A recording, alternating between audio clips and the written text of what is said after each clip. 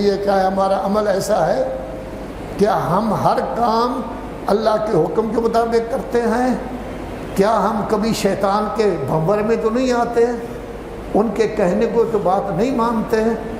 ظاہر ہے کہ اگر کوئی مانتا ہے، مثلا مجلس کامیاب کرنے کے لیے تھوڑا سا جھوٹ بول دے تو یہ شیطانی چکر ہے، الہی چکر تو نہیں۔ نماز ہم پڑھ رہے ہیں، دیکھا لوگ آ رہے ہیں تو بہت زیادہ خشوع و خضوع، تاکہ لوگ یہ کہیں کہ ماشاءاللہ بڑا نمازی ہے، یہ بھی شیطانی چکر ہے۔ اس طرح کے جتنے کام اگر اللہ کے لیے ہم نہ کریں تو وہ سارے کے سارے شیطانی ہیں۔ اللہ کہتا ہے کوئی کام اگر میرے لیے کرو کسی اور کو ملا دو تب بھی میں اس کو قبول نہیں کرتا، وہ اور کے کھاتے میں چلا جائے گا۔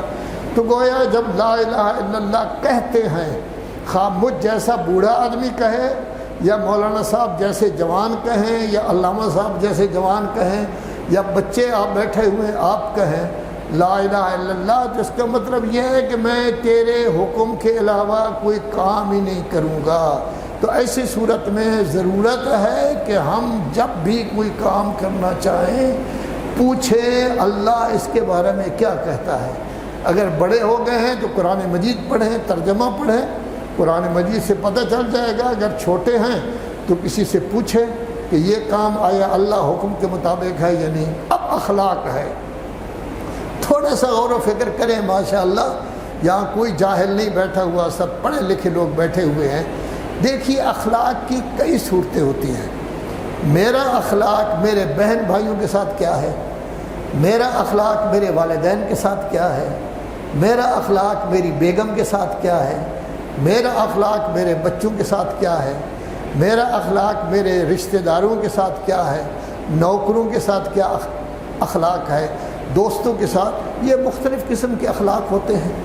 اگر کوئی آدمی بہن بھائیوں سے لڑتا ہے تو گویا اس کا اخلاق بہن بھائیوں کے ساتھ ٹھیک نہیں۔ باپ کی بات کو نہیں مانتا تو گویا اس کا اخلاق باپ کے بارے میں صحیح نہیں۔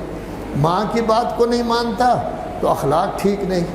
شادی کر لی ہے، چودھری بن گیا ہے کہ میں مرد ہوں، جو مرضی ہے کروں۔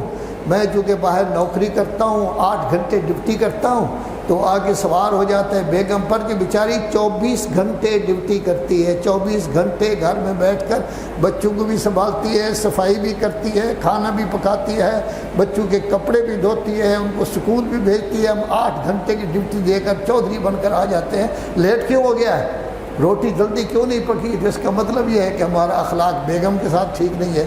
تو گویا ہر کسی کے ساتھ اخلاق کو دیکھا جاتا ہے کہ ہمارا اخلاق یہ ٹھیک ہے، یہ ٹھیک نہیں۔ تھوڑی سی توجہ کریں، اللہ تبارک و تعالیٰ آپ کا درجہ بڑھا دیتا ہے۔ آپ سیاسی بن گئے ہیں تو گورنر صاحب کی ملاقات کے لیے جا رہے ہیں۔